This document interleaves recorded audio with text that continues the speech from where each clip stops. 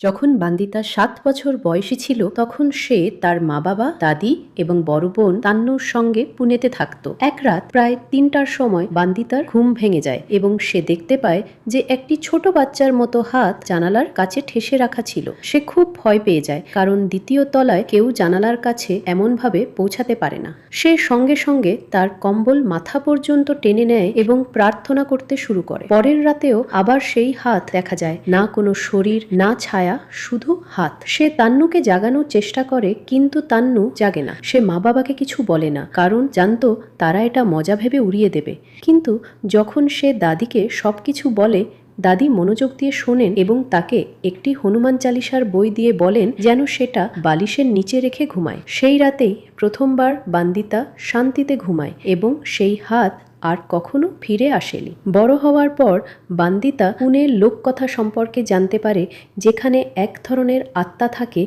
যাকে বকরু বলা হয়, একটি শিশুর আত্মা যা অদ্ভুত এবং ভয়ঙ্কর কাণ্ড করে। এই অভিজ্ঞতা তার জন্য খুব ভয়ানক ছিল, কিন্তু এটাই ছিল তার অতিপ্রাকৃত কাহিনীর শুরু মাত্র।